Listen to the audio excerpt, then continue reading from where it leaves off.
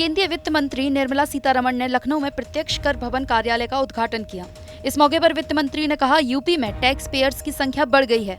प्रदेश की योगी सरकार की तारीफ करते हुए कहा, योगी सरकार के चलते काफी बदलाव आया है। पूर्वी उत्तर प्रदेश से करीब 22 lakh income tax return file हुए हैं। सीतारमण ने कहा कि डायरेक्ट टैक्स ज्यादा आने से विकास कार्यों में तेजी आई है। यूपी में सबसे ज्यादा कोविड टेस्ट और वैक्सीनेशन हुए हैं। कोरोना काल में 66,000 करोड़ का निवेश आया। पीएम मोदी ने संविधान दिवस के मौके पर संसद के सेंट्रल हॉल में सांसदों को संबोधित किया। पीएम मोदी ने इस मौके पर विपक्ष पर जमकर निशाना साधा। पीएम मोदी ने कहा, लोकतंत्र में किसी भी पार्टी में एक ही परिवार का पीढ़ी दर पीढ़ी कब्जा रहना खतरनाक संकेत है। संविधान दिवस के मौके पर कांग्रेस, समाजवादी पार्टी समेत कई विपक्षी दल संसद में हुए कार्यक्रम में शामिल नहीं हुए। कश्मीर से कन्याकुमारी, हिंदुस्तान के हर कोने में जाइए, भारत एक ऐसे संकट की तरफ बढ़ रहा है जो संविधान को समर्पित लोगों के लिए चिंता का विषय है, लोकतंत्र के प्रति आस्था रखने वालों के लिए चिंता का विषय है, और वो है पारिवारिक पार्टियां।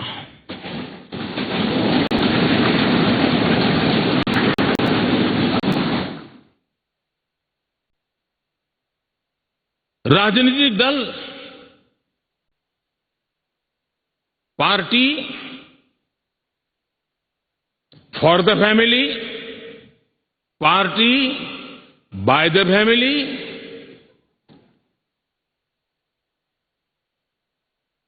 अब आगे कहने की जरूरत मुझे नहीं लगती है।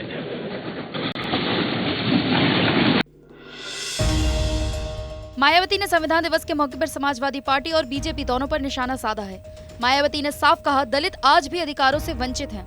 मायावती ने निजी क्षेत्रों के आरक्षण लागू किए जाने की मांग की है। समाजवादी पार्टी पर मायावती ने कहा कि सपा से दलित सावधान रहे, वह दलितों का विकास नहीं कर सकती है। वहीं अखिलेश यादव ने मायावती के आरोपों को सिरे से खारिज कर दिया। कांग्रेस महासचिव प्रियंका गांधी प्रयागराज के दौरे पर हैं। प्रियंका ने गौरी गांव फूलचंद पासी परिवार वालों से मुलाकात की।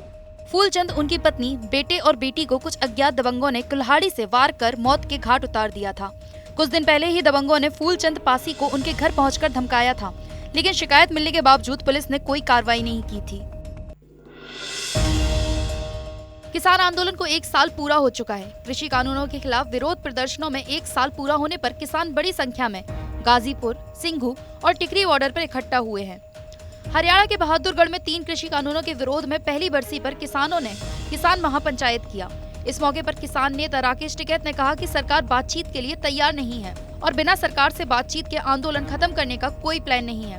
राकेश टिकैत ने कहा, अभी तो आंदोलन चल रहा है, केंद्र सरकार अगर बातचीत करेगी तो आगे का समाधान निकलेगा। काले कानून और कोरोना दोनों 2020-19 में आई, एक ही तरह की बीमारी थी और पूरा देश, किसान, सब लोगों ने इसका डट का मुकाबला करा। कोरोना को भी भगाया, इन्हें कानून को भी भगाया। तो इसका मतलब कानून हमारी प्रायोरिटी नहीं थी, कानून तो एक बीमारी थी, बड़ी भयंकर बीमारी थी। यूपी बीजेपी अध्यक्ष स्वतंत्र देव सिंह ने श्रावस्ती में विधानसभा चुनाव की तैयारियों को लेकर पार्टी के पदाधिकारियों के साथ बैठक की और आगे की रणनीति पर चर्चा की। स्वतंत्र देव सिंह ने विपक्ष पर हमला किया और कहा कि चुनाव आते ही अखिलेश को जिन्ना याद आने लगते हैं। चुनाव आते ही अखिलेश जी को जिन्ना याद आने लगे हैं।